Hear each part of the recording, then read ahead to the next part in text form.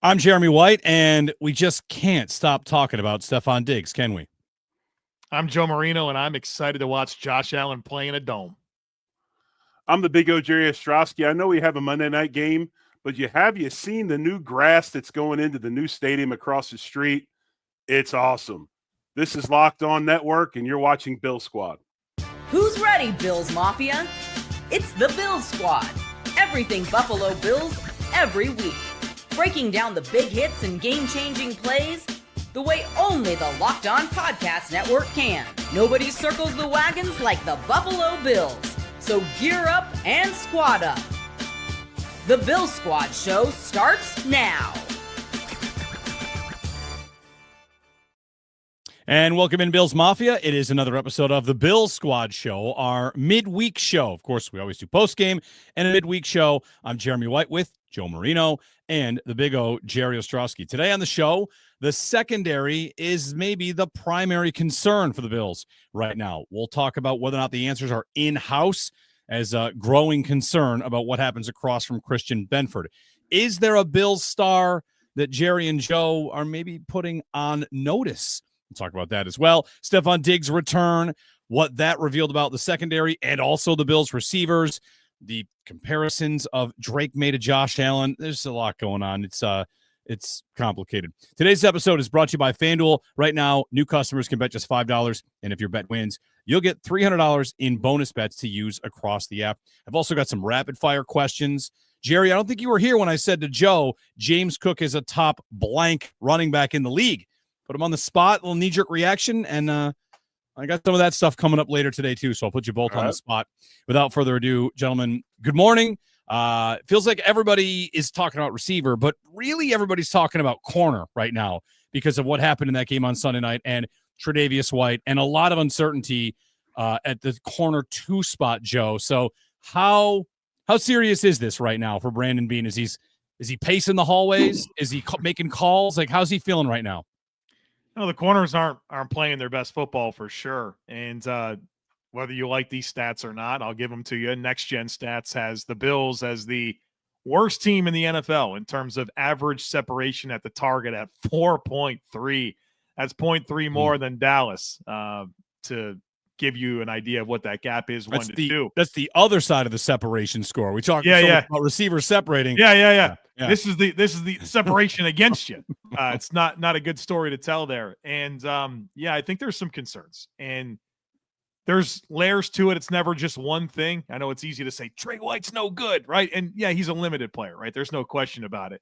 And Tre White would be a lot better if the pass rush was a little bit more consistent and the safety play was better and the linebacker coverage was a little bit better. And I think, unfortunately, I don't have a great answer for you. I think right now you just kind of have to live with it with Tre White. You'd love to be able to get Dorian Strong working in like the Bills were intending to. Unfortunately, that neck injury is something I'm pretty concerned about. And you don't have Maxwell Harrison right now. I'm not going to try to sell you that Jamarcus Ingram and Dane Jackson are better options than Tre White. But if there is a piece of this to be optimistic about, it's that we know that Christian Benford's a better player that he's been. We know that Taron Johnson's been a better player that he's been. Terrel Bernard, extend the same thing to Taylor Rapp. I'm pretty happy with where Cole Bishop is at. You're going to get some players back up front that I think will help your rush. And so if you can get it all clicking, I think you can get by with Tre White. But right now, without everything clicking, boy, it certainly hurts what you're getting from Tre White, and I think it's making a lot of those other pieces worse. I personally don't know how you determine separation with the Bills secondary, considering they give you 10 to 15 yards before the snap even happens, right? So, it is what it is. I mean, granted, it's not been good, but obviously that group has to get better. I heard Jeremy talk about this on GR this morning. I talked about it on my show. Adam Schefter has said there's for the next so many Mondays and Tuesdays up to the trade deadline, we're going to see probably 10, 15, who knows, 20 players moved in this league. The trade deadline has become very popular. We've seen Brandon Beane use it before, Rasul Douglas. I don't think he should take that off the table. If there's a veteran out there that can help and give depth, I think you go ahead, and if you can make a move, you make a move. And maybe, just maybe with Epinesa playing at a level he is now, which is pretty good, that bait might give you somebody at a higher end than just a run-of-the-tier type of cornerback. But you've got to look at all possibilities because, one thing I won't fault Brandon Beane for is this. You can't predetermine injury, right? You can't determine Max is going to have an injury 4 days in. You can't determine Dorian Strong's neck injury. So those have been bad luck. But I do think that the Bills need to seriously consider looking at the trade market if there is a corner out there, that fits the cap, like a Rasul Douglas, that you can bring in and add him to the roster. And I ask you this, Joe, I know we've talked about the diminishing skills of Rasul Douglas. Would it have been good practice to bring, like Jeremy said yesterday, the practice squad should be changed to the Buffalo Bills alumni. Alumni team. Yeah. Bills alumni team. Is this an instance where we probably should have brought him in before he went to Miami? Well, I think Rasul was looking for a chance to start, and I don't think that was clear to him in Buffalo. And, he said no to Miami before he said yes, right? I think he really just wanted to have an opportunity to start. So I think, in hindsight, you would have loved to have brought him in, but I don't know that was going to fly based on what his intentions were. I think you mentioned Epinesa as a good trade chip potentially, where when you get Hoyt back, I think that's really helpful for that defensive end situation. And I don't know, I think about like Cincinnati, they have Cam Taylor-Britt, who's kind of benched. They're rolling with a couple of young corners. Is that an obvious opportunity to kind of swap? I'm not sure what Cincinnati thinks of themselves based on trading for Joe Flacco. But I think you want to get better here. And I'll give you another stat to kind of layer this together. And Jerry, you inspired me to look this up because you said, look, they're playing with a lot of cushion, which is absolutely true because they live in just tremendous fear that they're going to get beat deep. And boy, I can't wait to talk about this Falcons matchup to give you some stuff on that. But the Bills are the worst team in the NFL in average separation at target allowed defensively, but they're 8th lowest in average depth of target against them. That's an average depth of target of 6.9. That's the 8th lowest in the NFL. So a lot of separation on throws that are not down the field, which I think is exactly what you're talking about there, Jerry. Right. Yeah, they're doing what the Bills do, right? Which is not wanting teams to beat them deep. And, Joe, you said you're excited to talk about this matchup with the Falcons, which we will. I can't stop thinking about the Chiefs. And I've got that for later in the show. But when you're laying this out about, the ADOT in front of the Bills is short. When they play the Chiefs, I watched that game Monday night, Jaguars and Chiefs, and the only thought I had was everything that happens between now and the next time the Bills play the Chiefs is just filler. And we're going to get to that matchup, and we are going to see stylistic differences. Holy cow, are they built differently? The Bills are this multiple tight end smash team, which the Chiefs spent some time as before. Yeah. And now the Chiefs have drifted back to Tyquan Thornton, Hollywood Brown, and Xavier Worthy are going to be on one side, and Rashee Rice is going to be on the other side, and you're going to be put in a blender of their speed, and I'm already freaking out about it. And, maybe I shouldn't be. No, but Jeremy, I normally want to caution you, but I actually was watching that same game on Monday night. Right. And I said, I sent a message out to the Discord community. I said, boy, the Chiefs are going to kill the Bills with all these short passes. They're going to kill them. Yeah. Well, it's not only the short passing game, but then the speed aspect on top of it. And really, when you look at the matchup, it's kind of, instead of being worried about them shoving, a tailback down your throat like we did with Baltimore, it's the same situation as the Baltimore game, but it's the passing game. But the good news is, Kansas City is struggling defensively. They don't have much of a pass rush. They talk about looking for a pass rusher at the trade deadline. It's been either Chris Jones or Karlaftis, and that's Jones has been terrible this year. Jones has been terrible. You saw what happened the other night with the effort situation. It's not just that play. It's the whole thing. He's been bad all year. Yeah. So we're kind of rolling into this game like we did against Baltimore, but it's not the run, it's the pass, and it's okay. Who can outscore who, and you're back to another 30-something to 30-something game. Well, I don't know, we're getting way ahead of ourselves. That's cool, though. Yeah, we still got to. Yeah. Well, but I think where you find, at least I find a silver lining in thinking about this matchup where you are concerned about elements that Kansas City can pose. Boy, the run defense has been bad, right? I think they're second worst in EPA per run defended this year, and they don't really have much of a pass rush. And so, it's concerning for both defenses, I think, in that game. It's not just the problems that the Bills are going to have with Kansas City. Kansas City's got some problems with the Bills. Yeah. And, to get back onto the here and now, Joe, you just laid out, you can get away with Tre White back there in certain scenarios if other things are going right. Yeah. And I'm flashing to listening to your show, the Locked On Bills show, about how Tre White was so afraid of getting beat by Stefon Diggs deep that he gave up a million things in front of him, right? Like there was fear for Tre, it seemed. He played like he was afraid of getting beat deep. And that's Diggs, who he's good, he's crafty. We don't think about him as the speedster. Right. And I'm thinking back to last year when they would line up Worthy out there, and how far off was Kyer Elam? 10 yards, 12 yards. Like there's so much respect there. So this is, to me, the crux of the question. You said you can't criticize Brandon Beane for Maxwell Hairston being injured, and I agree with that. That's right. Like it happens. But was he not drafted, though, for this exact thing? Fast, good, fast, speedy playmaker. You know, you could say you didn't draft him for the Chiefs, but he's the guy that covers Worthy. He's the guy in some scenarios that's going to be your fast guy. So the biggest part of the question is, when you get to the deadline, if you still don't know about Hairston, which I think you're not going to know much, injury, how he fits in, how he adjusts, do you have to make a move just because you can't just go into another postseason with the hope of a rookie coming along? Yeah, I wish we were able to get some more clarity on Hairston. That's where I just struggle. And Jerry, maybe you have some thoughts on this, but how the heck do you onboard this guy? He hadn't practiced since July 29th. He's a rookie. I mean, there's no camp practices, there's no joint practices, there's no preseason games. There's nothing. You got to get healthy, get ready, and go.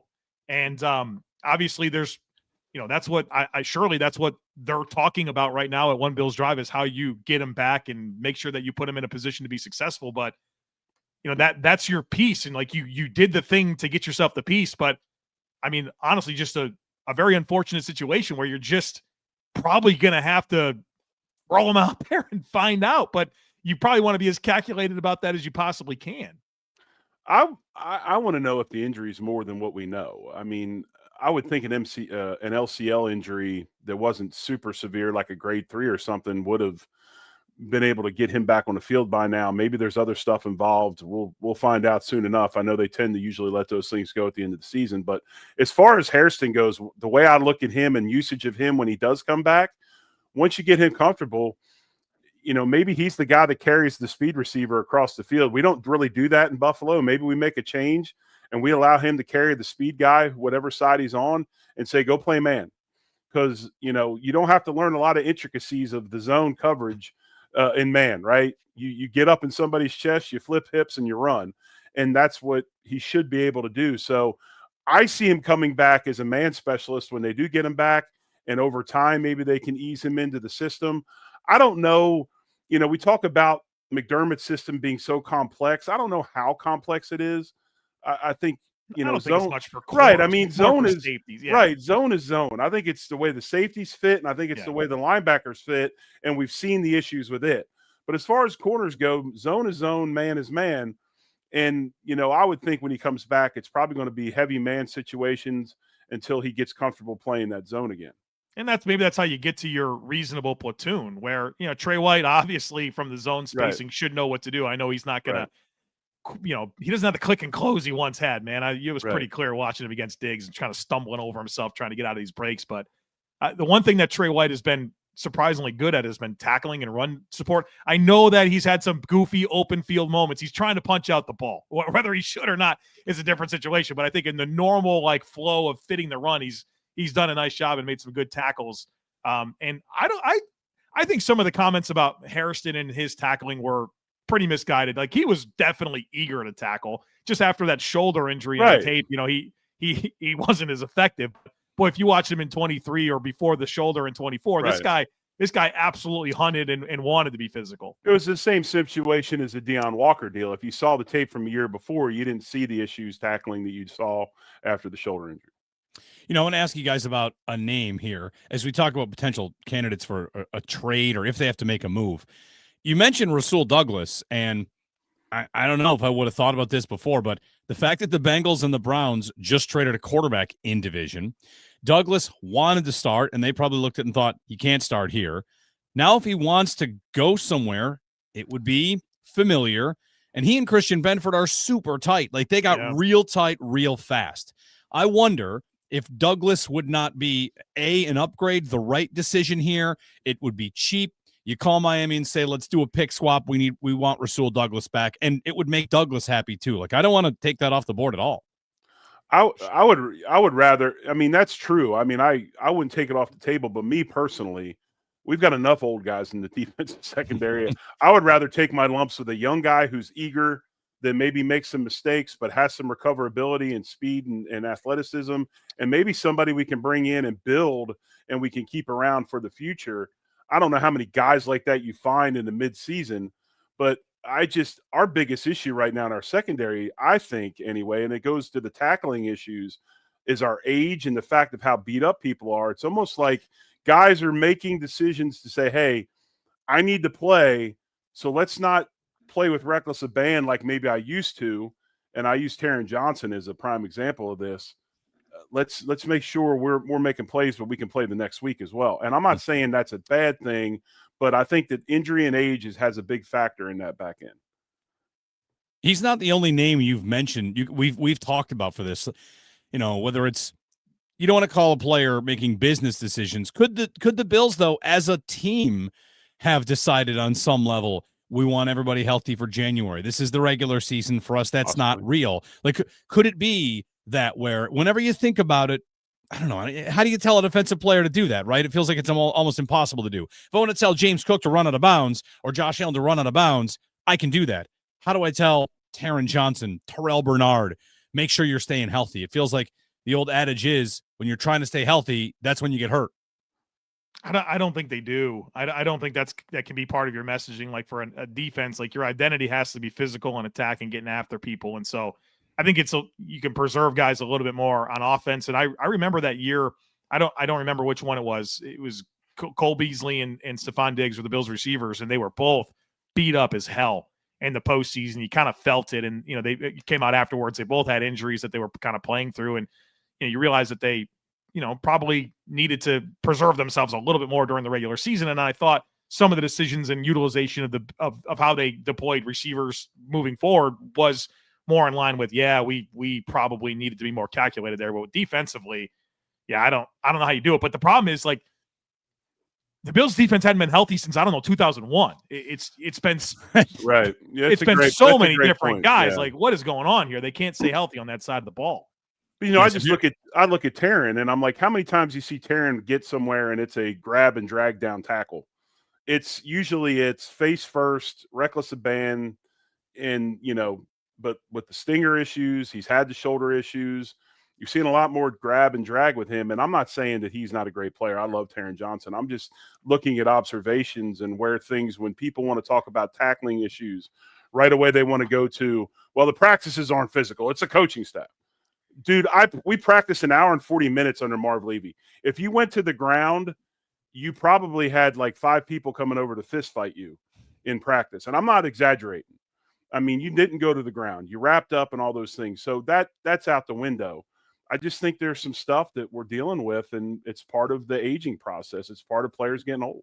You remember, I think it was the first preseason game. Taron stuck somebody, right? Like, yes. it was the Giants. It was a Giants game at home. Yes. Yeah. And we're like, boy, Tre White didn't want any of the smoke, but Taron Johnson did. And here we are in the regular season. Like, Tre White's actually pretty good at tackling. What's going on with Taron? But do you remember what happened after that tackle?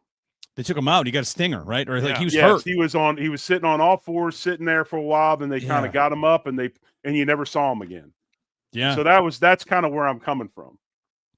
All right, we'll get your comments in. Drop us a line, whatever you want to say here. I did have something I wanted to bring up quickly here about the CB2 conversation because Anth wrote in, Hairston was losing to Tre White in camp, and it was pointed out to me, camp can get kind of like fuzzy on it was 4 practices. That's not many. So the idea that Tre White was ahead of Hairston, I'd been saying that a bunch and thinking like, well, all right, he had work to do. 4 practices. He could have passed him in a week. I mean, Dorian Strong was platooning 2 weeks ago. So I think it's very safe to suggest that maybe Max Hairston losing to Tre White 4 practices in doesn't really mean what maybe we thought it I'd like to see the next 4 or 5 weeks play itself out and see where Hairston was at. Yeah. Right. Yeah. All right. When we get back, I got to ask you too about another player on this team that might be falling into what you're talking about. Is he sticking his nose in enough? And whether or not it's just a necessary evil. So we'll get to that. Jeremy, Joe, and Jerry O here on the Locked On Bills channel on the Bill Squad Show. This episode brought to you by FanDuel. That's right. FanDuel offering all customers an opportunity to jump in with the NFL. You got Thursday night games, you got Monday night games. You always got some action on the NFL. And with FanDuel Sportsbook, you get a chance to bet $5 and get $300 in bonus bets. That's right. Bet $5. If it hits, you unlock $300 in bonus bets to use across the app. I'm a big fan of FanDuel. I'm on it for the Thursday night games and the Monday night games. Just, throw together some parlays, what I think might hit, what might happen. And it makes football watching a little bit more exciting when you've got a little something riding on the action. So whether you're a casual fan or love diving into the stats, FanDuel makes the game day experience that much better. So what are you waiting for? Visit FanDuel.com to download the FanDuel app today and get started with FanDuel.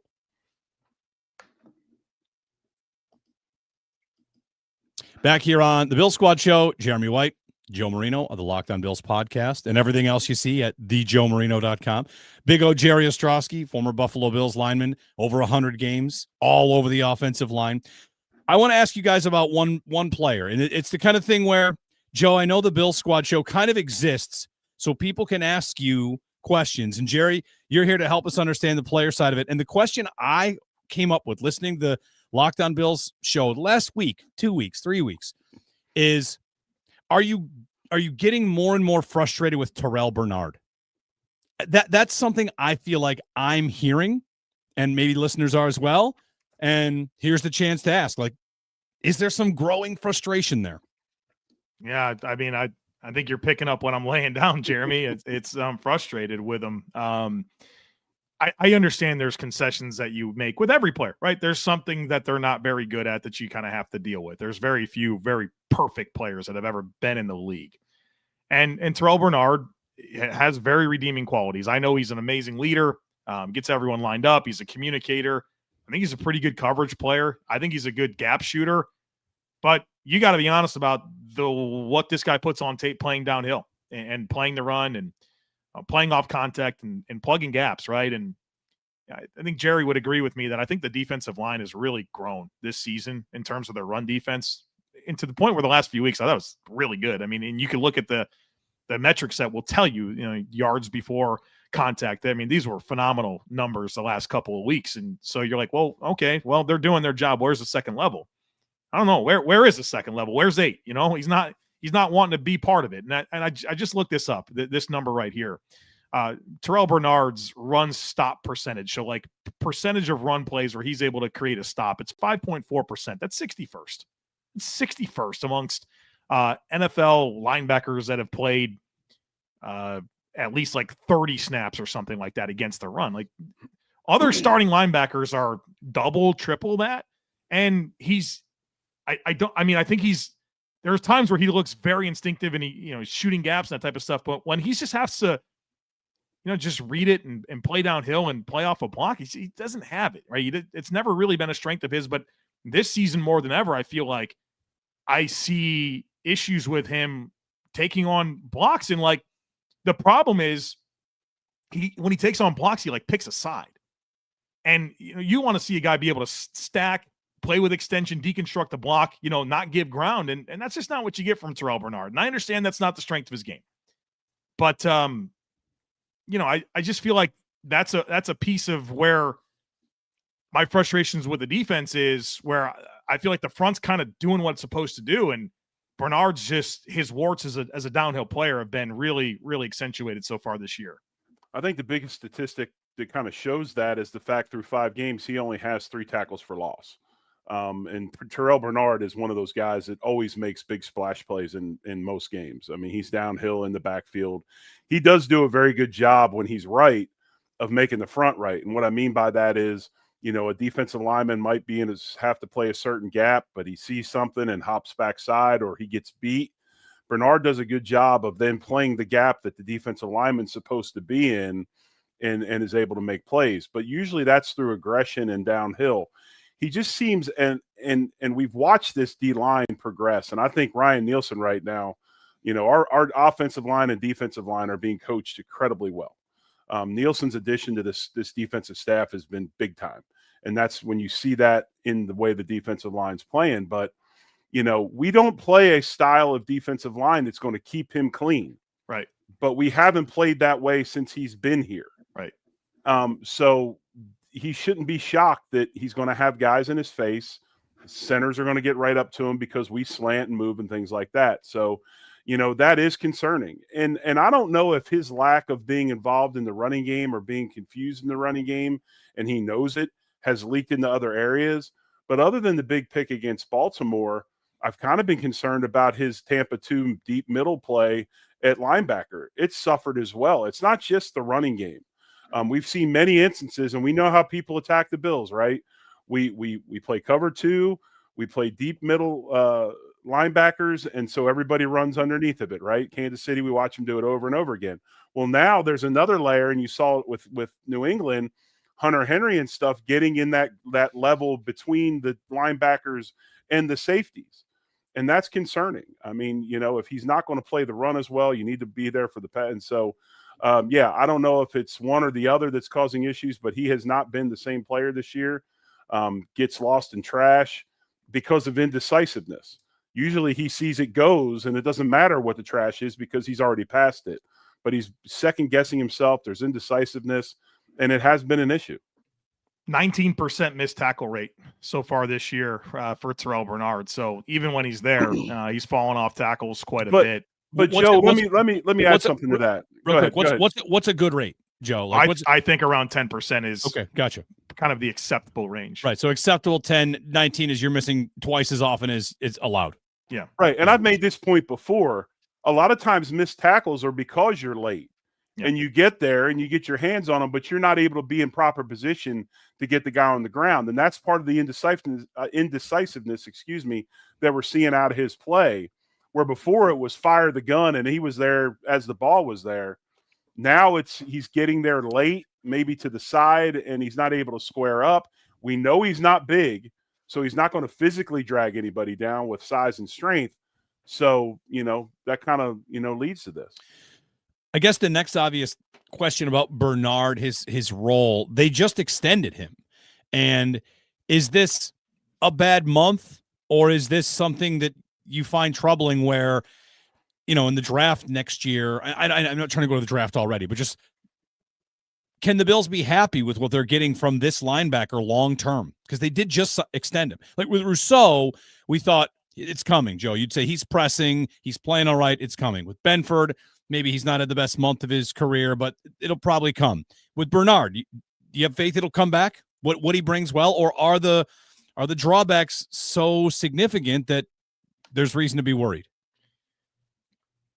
Well, I mean, I'm certainly hopeful that he's got better football ahead of him. I think these are some of the things you sign up for when you commit to Terrel Bernard.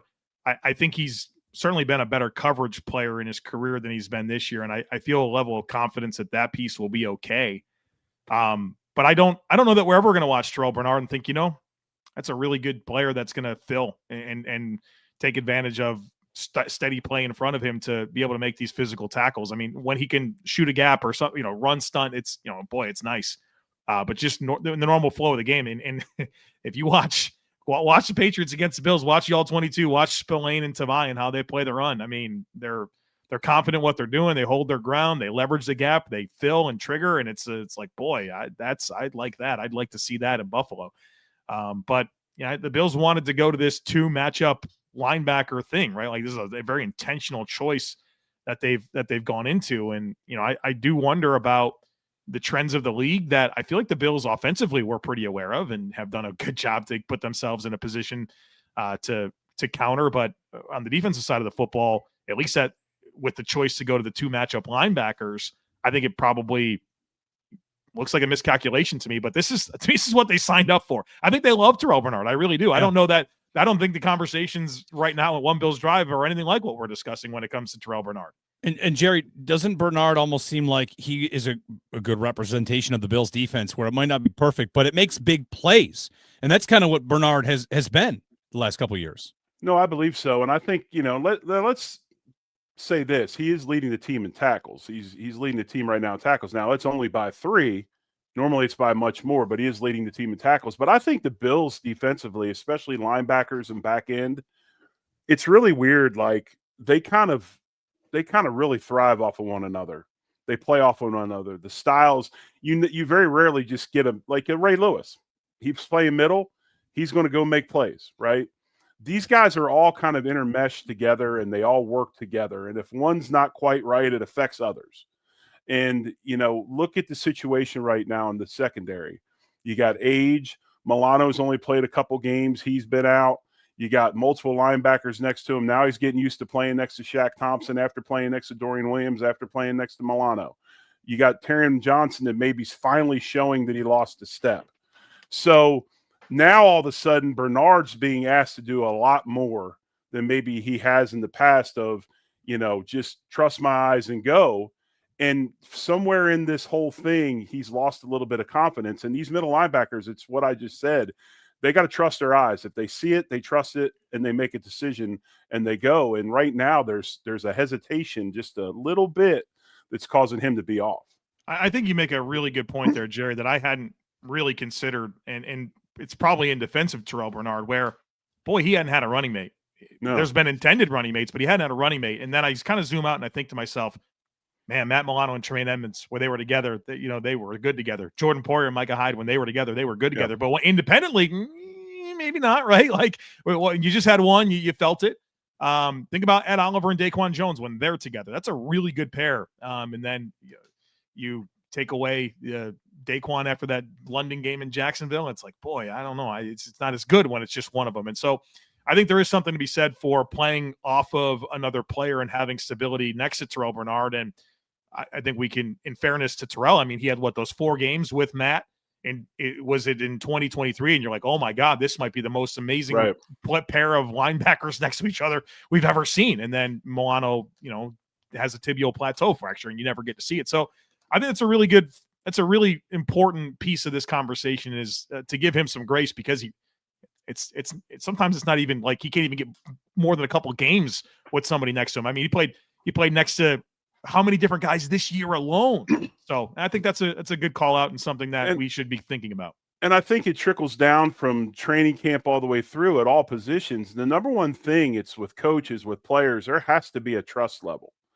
You go through all these workouts, you go through all these camp situations and practices and everything to build up trust.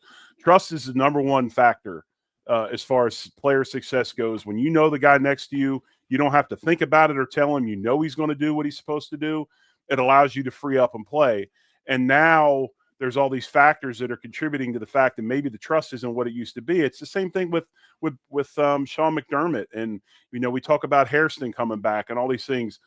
What has Hairston done that Sean and Bobby Babbage Jr. can trust him that he'll do the right thing? And, adversity and all that stuff builds trust. And that's where there's some deficiencies right now in this defense. And that's maybe where reps are so important for Hairston. Right. I mean, while it was only 4 practices, his comments afterwards when talking to media was all about learning when's the right time to make a play, to try and do something. And he's had just nothing in that department. That's got to be something that's on the job training, no matter when it happens. You would have hoped, ideally, Joe, that was happening now. And, maybe it's December, maybe it's November, maybe it's a redshirt year. I don't know. Yeah, you're not going to get that opportunity to tinker and grow together this year. It's just not. It's gone. You missed the chance. So how do you pick up the pieces and run? That's a big challenge ahead for Hairston and this coaching staff. I've seen very few players be able to learn out of a playbook or a grease board. Most players, myself included, you have to do the rep. You have to feel it physically. Then you have to go in and sit in a room and watch it on film. And that coach say, that right there, that's what it should look like. You felt it. You now have a verification of what it should look like, and you can roll with it. And when you don't have that time on the field, the practice field, the camp and all that, you don't get that validation, and it's hard to learn if you don't have it. It's the Bill Squad Show. Jeremy White, Big O, Jerry O, and Joe Marino. When we return, it's that famous line from The Dark Knight. You're the hero. You've lived long enough as the hero to become a villain, something like that. Anyway, what I'm getting at is you'll never believe what they're saying about Stefon Diggs now. This guy he's what now? I'll get you that on the other side here on the Bill Squad Show.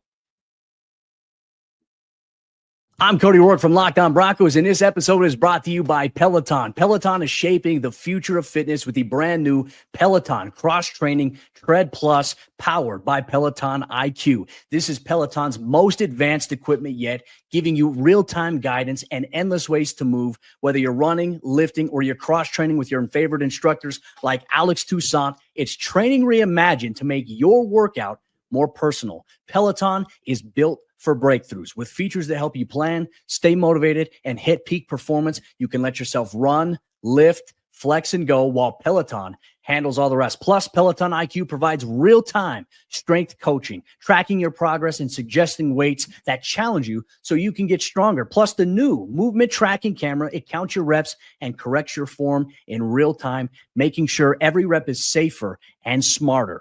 So let yourself run, lift, flex, push, and go. Explore the new Peloton cross-training Tread Plus at onepeloton.com.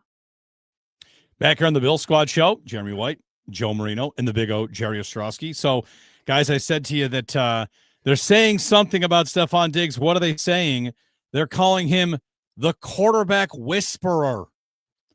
I mean, that's quite a turn in terms of reputation. Diggs had a big day with Drake May, who's earned Josh Allen comparisons, of course. And here he is, the vet receiver, open all the time for the young quarterback. I saw Mina Kimes, Dominique Fox were talking about this and saying that Diggs is now a quarterback whisperer. So have at it. Judas will show up soon enough. He'll deny Jesus 3 times at some point. Don't kid yourself.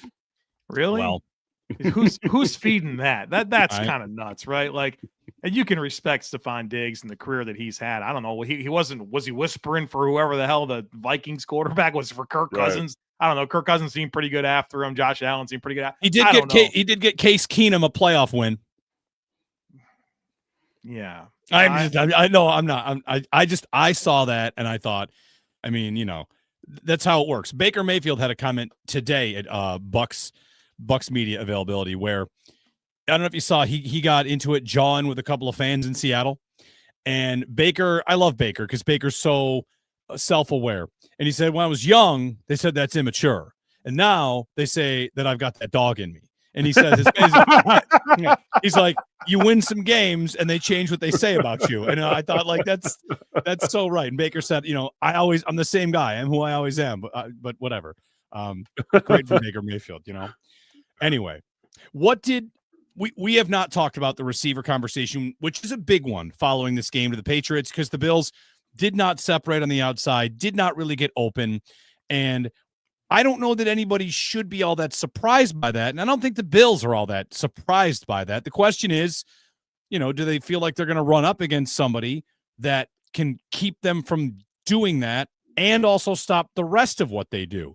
Because that's what Josh Allen is here for. That's what Dalton Kincaid's here for, and Khalil Shakir, and the run game. Like, they're trying to win in any number of ways, and there might be one way they can't win, throwing to the outside. The question is, does that have to change? I think that the NFL is a week-to-week league, right? Every game presents new challenges and new opportunities, and the matchup against New England didn't present itself well for the Bills to be consistent throwing the ball to perimeter wide receivers, right? I think that was an obvious talking point that we had going into the game, and then it kind of manifested itself and we come out of it and the Bills lose. I mean, if the Bills win the game, I don't think this conversation is just literally just not going to happen, right? But because they didn't win, this is where we're at. And I think it applies to so many other parts of a football team where, yeah, some weeks certain functions are going to be better than others just based on who you're playing and what you got. And I guess New England beating Carlton Davis and Christian Gonzalez with Palmer, Coleman, and Shavers, that wasn't going to be the recipe for a Bills win.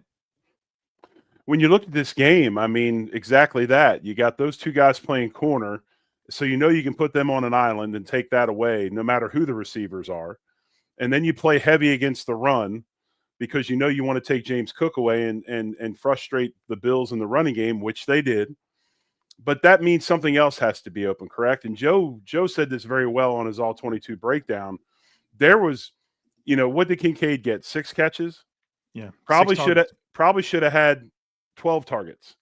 The middle of the field, there was plays to be made. And, you know, this is one of those instances where we preach take what they give you, take what they give you. And for whatever reason, Joe Brady and this offense decided, nah, we're not going to take what they give us.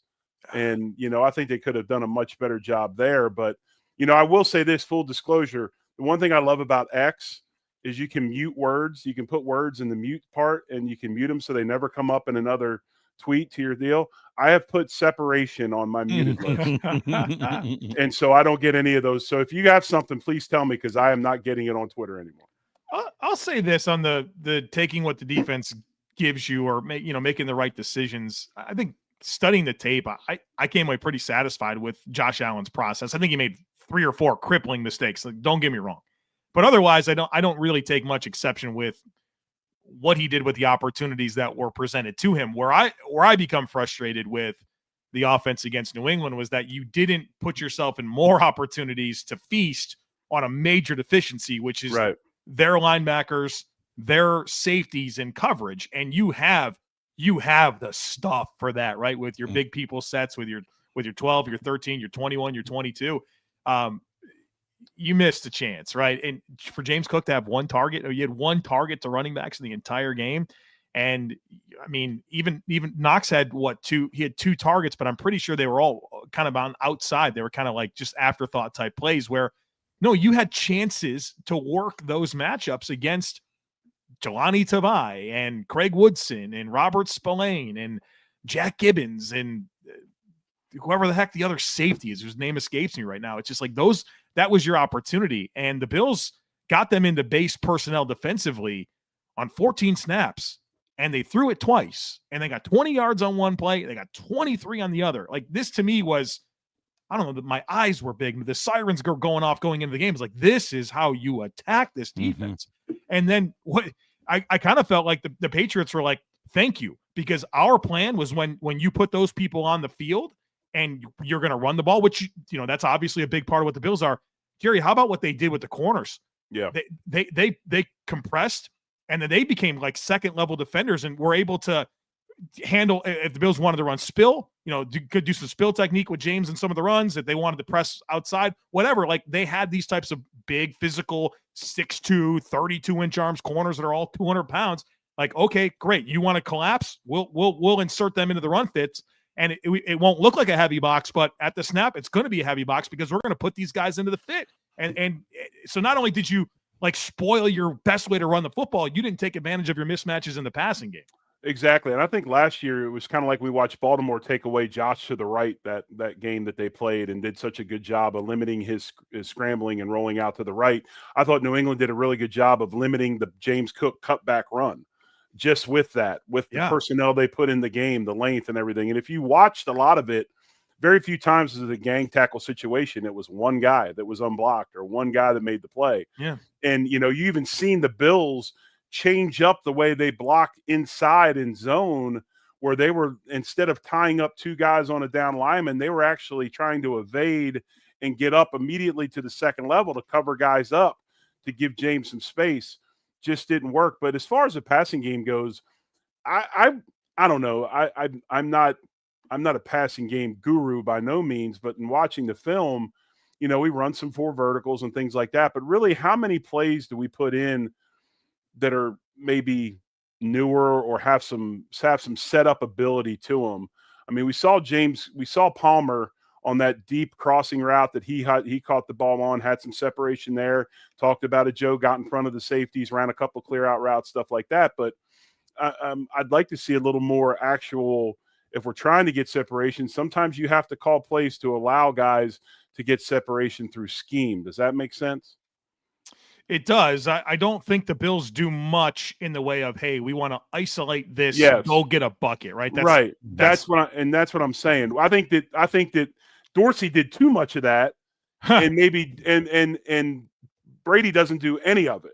That's kind of what I'm getting at. It's concept based, right? So we're going to run these routes, which by design should stress this coverage, and that's where you go with the football. Yeah. And then otherwise, Josh go make something happen, right? I think you're correct about that. Yeah. Right. And Josh is throwing to his check down way less this year. And when I look at Palmer and stuff, I think he's a receiver that would do well in the concept type route stuff because he runs routes so well that we've got a few guys that can do that. Then you got Coleman, if he's right, and not getting benched for whatever he did can make the athletic play on the outside or whatever. But, yeah, I just wish we ran a little more concept stuff because I think, 4 verticals is great, but we don't have the speed or athleticism to just win 4 verticals. I think we got to run a little bit more of the concept stuff in the passing game to help us out. We still have a little bit of an Atlanta preview to get to. Sorry there, an Atlanta preview to get to. But I want to ask you guys this because it kind of struck me today that the loss to New England, it's just one loss. Like, what is it? But situational football. I feel like I hear the Bills practice situational football a lot. Well, it's time to start practicing down 3 with the ball late because that's the way their season has ended the last 2 years.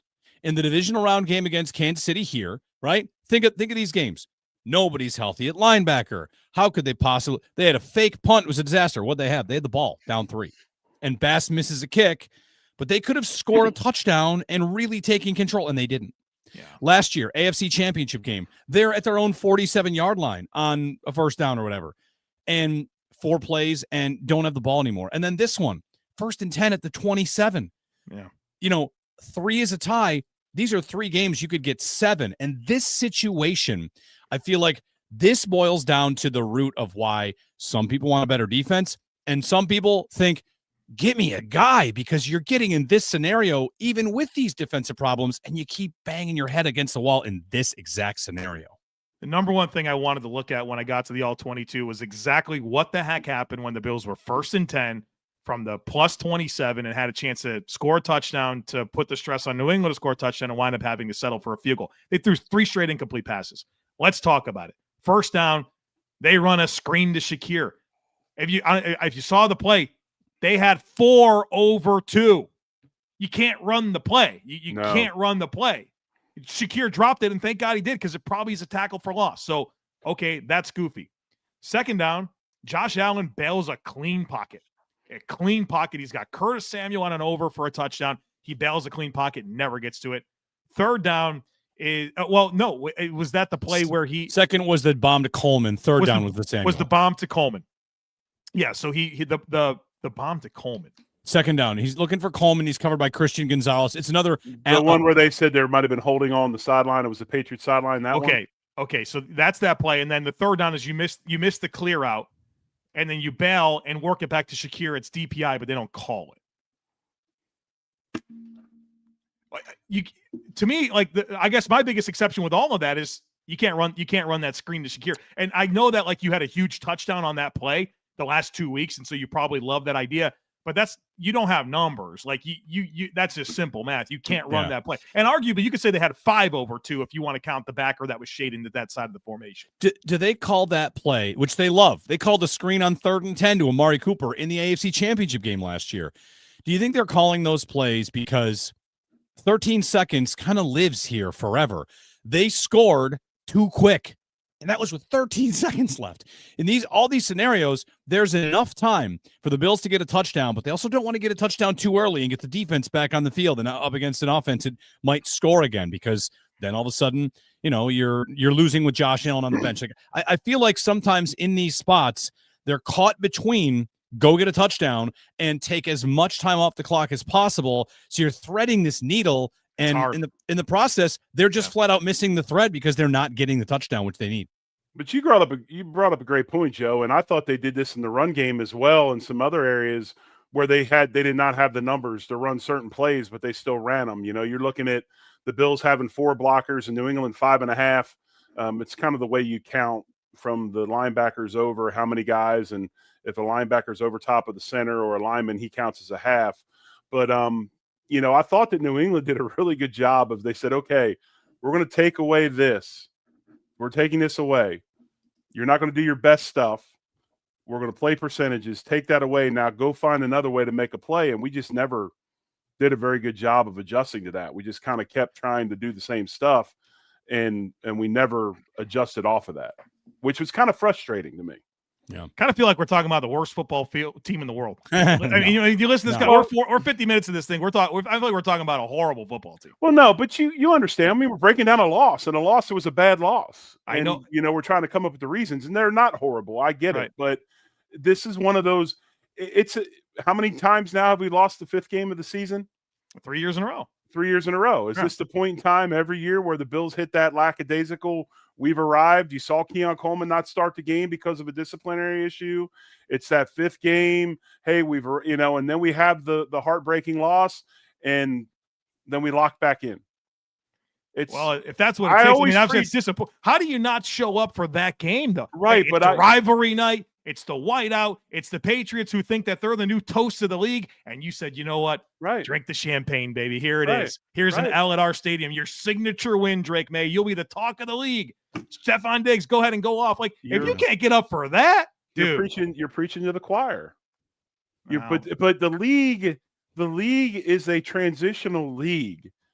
And you have to, even though you do certain things well, you have to add wrinkles every week. You have to add different things. And we've seen Aaron Cromer then come up with different blocking schemes and stuff. This week, I don't think I saw anything new. I saw some fold stuff and whatever, but I don't think I saw much new other than got away from their under center stuff. Right.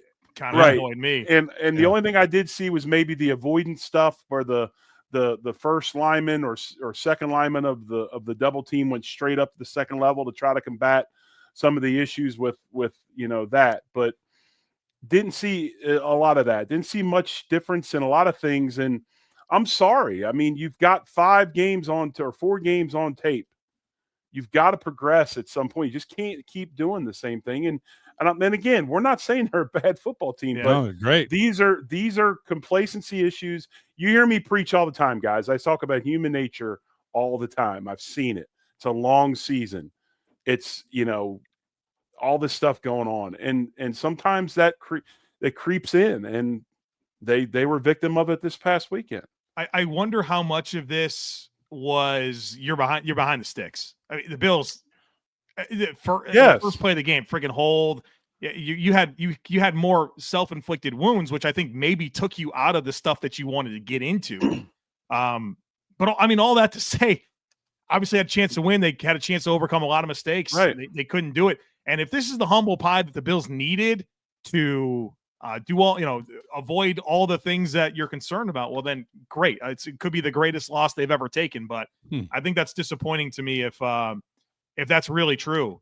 And you got a team that showed up with some level of like arrogance and expectation that it's supposed to go away just because of the factors. You have to go out there and earn it. I would expect that from, I don't know, the Colts or something like that. I wouldn't expect that from this Bills team. But I think, though, and I agree with you, but I think you were right. When you talk about officiating that has injected itself in the game, there was a lot of – they never got in a flow. They had to turn over stuff. It was uphill all game long, and they just couldn't overcome it. It's the Bill Squad show. When we get back, picks for this Atlanta game. Also want to ask you about a team that lost last week, but are they back? It's coming up.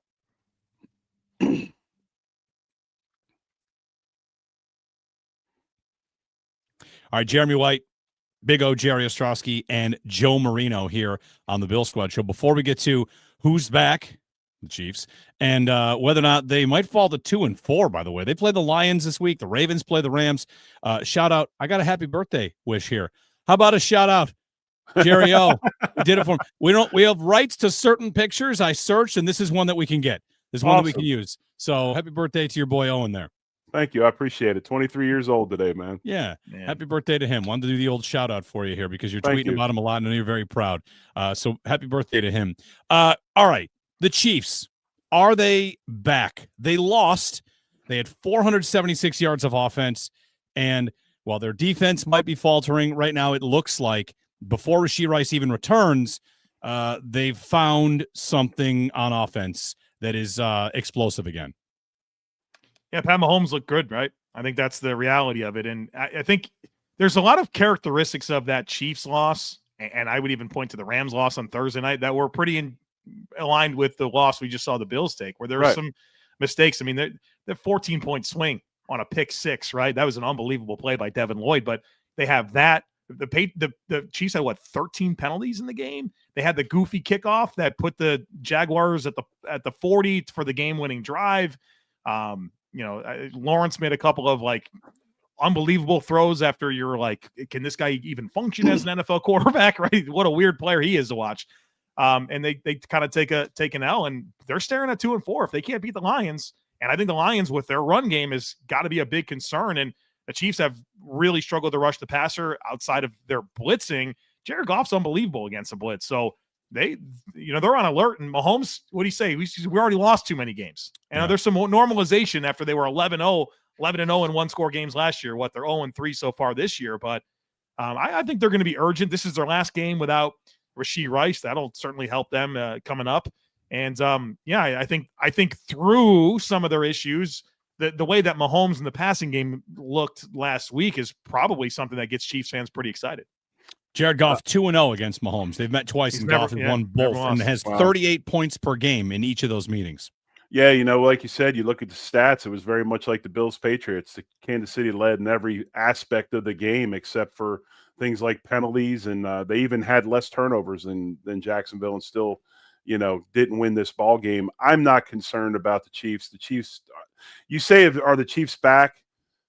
The Chiefs have never left. I mean, even with their record, to me, they're still here. I mean, we know what type of football team they are. I think the Rice addition will be huge for them on offense.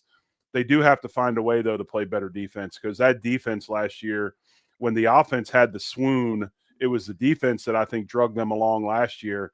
Now you have the defense that's not playing well, and the offense hasn't been able to bring them along. So that might be a bit concerning, but they'll be there at the end of the season, and at some point we're going to have to play them again in the playoffs. I just go to bed at night believing that. So if they get in, who's falling out? Jacksonville, Pittsburgh, Denver, the Chargers, the Patriots. Who falls out of the playoffs for the Chiefs to get in? I included Buffalo and Indianapolis as in. Count on those two being in. Who's going to fall out? You seen the Patriots schedule? It's pretty soft. I mean, they're a young team that has a lot to prove, right? And there's something to be said for stacking wins and not, falling for your own success and all those types of things. But that schedule, they could win a lot of games if they play the way that they can. The Chargers are a good answer here. Their offensive line has injuries, and their depth, it's kind of falling apart there. Defense has been bad the last couple of weeks. They're trying to find pass rush as well. Yeah, I look at the Chargers as a candidate. What have we really learned about Denver? They beat Cincy, which I don't care about, and then I don't know. They should have beaten Indy. They should have. Yeah, that's true. Their offense has been kind of rough. Yep. I mean, Pittsburgh. We have so much to learn about those teams. I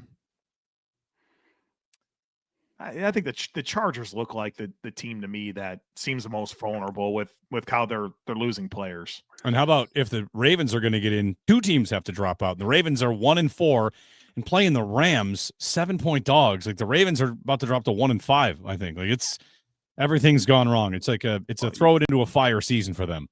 Well, a couple of things here. 3 weeks ago, I think I was sitting on this exact same roundtable discussion saying, the Chargers are the team I'm most concerned about, right? Yeah. So it's funny how things change very quickly. The Ravens, obviously all their best players are hurt. So you have that layer to it. But I don't know, man, like you've seen teams that were undermanned come back a little. Like, I don't know, Tennessee. You saw the Bengals at least show some fight late in the game against the Lions. You saw the Jets show some fight late against Dallas. Boy, the Baltimore Ravens were lifeless. You got Rashad Bateman not competing for the ball. I'm concerned about that situation. And, I mean, Lamar Jackson can come back, and obviously that team's going to be way better when they have him. But I think they got some deep-rooted stuff going on in Baltimore. Not to say they can't fix it. I think things can change fast in the NFL. I think we've learned that. But, man, Baltimore is a team that I kind of went into the year thinking they were a wagon and had a chance to be the representative for the AFC. Man, things have fallen apart very quickly. I like the Charger. I really like Denver. I think Denver's a good football team. It's funny, they beat the Eagles. I don't know if you saw it. Sean Payton drove the buses with the doors open down Broad Street while playing Meek Mill. Playing the Eagles Meek Mill song. We're going straight down Broad Street. So they celebrated it. They still got a lot of youth on that team. I like their defense a lot. Nick Bonito is an absolute wagon, man. I mean, I don't know where that came from, because Nick Bonito was good at OU, but he wasn't like that. And he's playing really, really well. I like them. Jacksonville's got their next two games are a test now. They got the Seahawks and they got the Rams. They do play the Texans again. They got the Chargers. They got the Colts, obviously, twice, who's playing really well. Broncos later in the season. They got a tough schedule. They got a tough schedule. They've got some good teams there.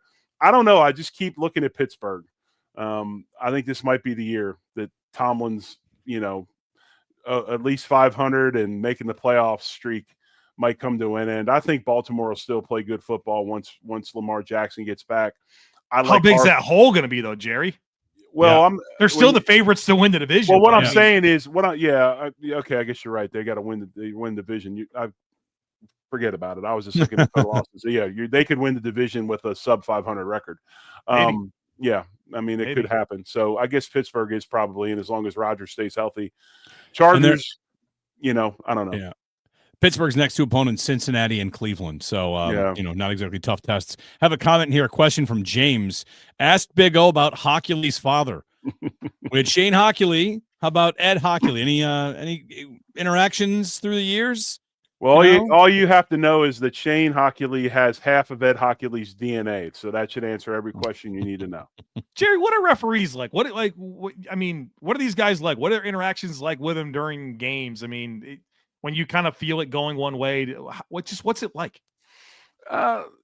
Most of them are pretty good. You can get pretty boisterous with certain referees. Mike Carey was never one. I dog cussed Mike Carey one day, and that wasn't he. He actually came over and we had conversations. So some of them you can't do that to. Some of them are very understanding and they'll let you talk. But Hockley, my problem with him is, even when he had to stop the game and explain the fact that James Cook stepped on the field, which meant substitution. And we knew right then and there it's over. Yes, I knew right then and there this was a Hollywood script. Yeah, and he needed his 15 minutes. Jerry, and, yeah. When you say you could like cuss out some and not others, is it like different parents? Like one ref would take you aside, like, listen, that's not going to work over here. Yeah. Yeah. Here's your warning. No, exactly. Like, and even some of the stuff, like you wouldn't get a flag, but he'd come over and go, hey, Jerry, now, because a lot of them know you by first name and stuff. And they're like, hey, keep the hands inside. Next time I'm going to have to call it. If you don't put your stuff away, and next time I'm going to have to take dessert away, right? I mean, there is a lot of that. And then some dudes are like, you don't even blink. Like the first Connor McGovern hold, I thought that was, I'm still trying to find it, and you're getting hit in the head with 5 flags. I mean, it just depends on who it is. All right, we're back Monday night. Bills and Falcons. Bills 3.5-point favorites. Bijan Robinson, Drake London, Kyle Pitts. Maybe some trouble, but Joe, you pointed out the Falcons' run defense not too good. Could be the Bills getting right back on schedule, running a game the kind of way they want to in a dome, prime time. Great uniform matchup, and we'll be along for post game. So Josh Allen 8-1 in a dome. His one loss. Rams last year 42-44. That also was a punt block for a touchdown in that game. Is that a dome or is that just covered? No, it's a dome. It's a dome? SoFi? Dome, yeah. SoFi. If it's the Rams. Covered stadiums is what I meant. Right, good. I know you meant SoFi. Yeah. Didn't we also have the Hail Mary incident down there too? Yes, Arizona. That's a retractable roof stadium. Is that? I don't know how that works. I just went. Pro Football Reference is my sort. If you go to Josh Allen's his career and his splits, whatever Pro Football Reference has, that's what I'm telling you right now. All right. Well, hopefully they win on Monday Night Football. We're back for post game Monday night. Until then, thanks for tuning in. Give us a like, a subscribe. Of course, find this wherever you get to your Locked On Bills content, and become an everydayer for Joe for the Locked On podcast as well. And until Monday night, go Bills. Go Bills. Much love. Go Bills.